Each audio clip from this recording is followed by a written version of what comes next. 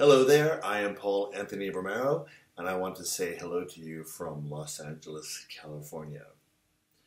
I want to answer a few questions that I have received from goodgame.ru, and I'll do my best.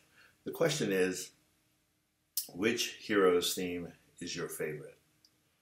And I have to say that I really think, from a composer point of view, any music that we write, we feel it's very personal, and I feel like all my music is like my children. So it's hard to say which child I like better than another, but one piece in particular is called Stronghold from Heroes III.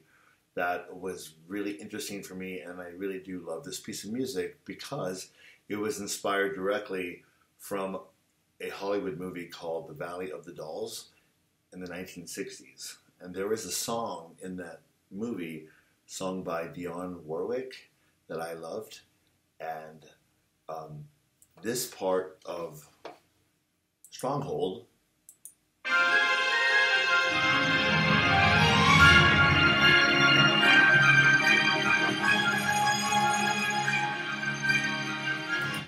is directly inspired by it.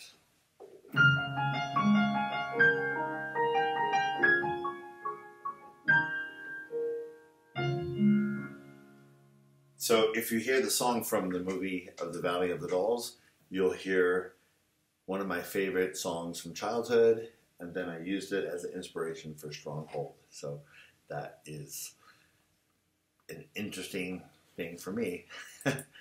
Another question is, what was the inspiration for writing this music? Well, that was the inspiration for Stronghold. Another tune,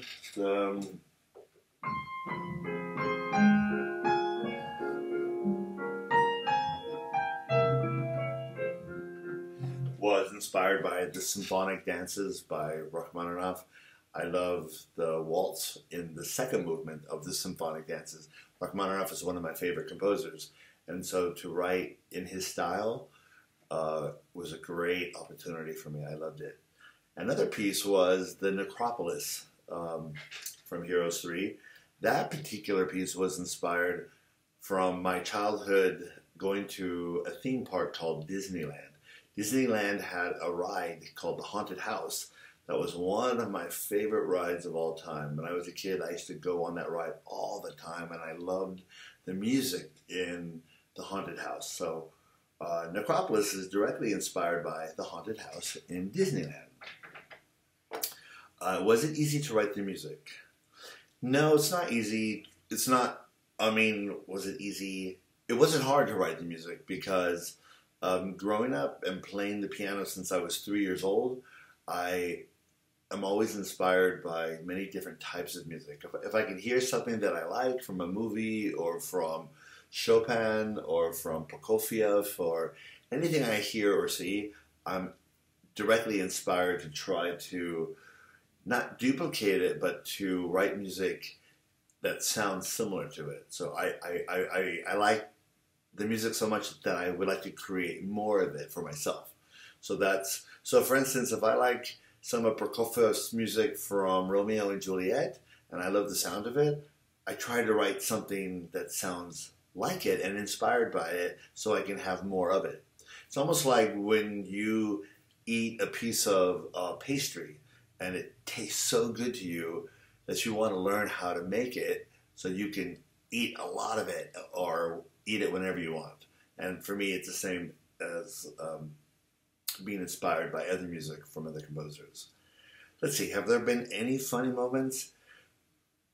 Yes, there was a very funny moment when I was doing, I believe, Heroes III. They told me not to use the saxophone. I used saxophone in Heroes II, some of the scores of Heroes II, and I was told not to use any saxophone in Heroes III because it irritated some of the fans, and the saxophone sounded like it was from the 20th century, even though the gameplay is really supposed to take place a long time ago. So I had to have a contract that said no saxophone. But then the saxophone came back in Heroes 4. I decided to use it again. And when I come to Russia in May and June, Brock Summers, who is the saxophonist, will play some of the concerts with me. And not all of them, unfortunately. He has to come back to Los Angeles, but he will play some of them with me, and it'll be wonderful. I love it when he plays. Let's see. Was there any feedback? There's always feedback from producers, because when we give them the music from Green Street Studios, they, everybody on the team who are the developers, they listen to the music, and some of them like it, some of them don't. Oh, actually, some of the music that I write for areas of the game that were supposed to be for one particular area or another, they ended up swapping out. They thought that maybe the music I wrote for Stronghold would be better as Necropolis, or vice versa.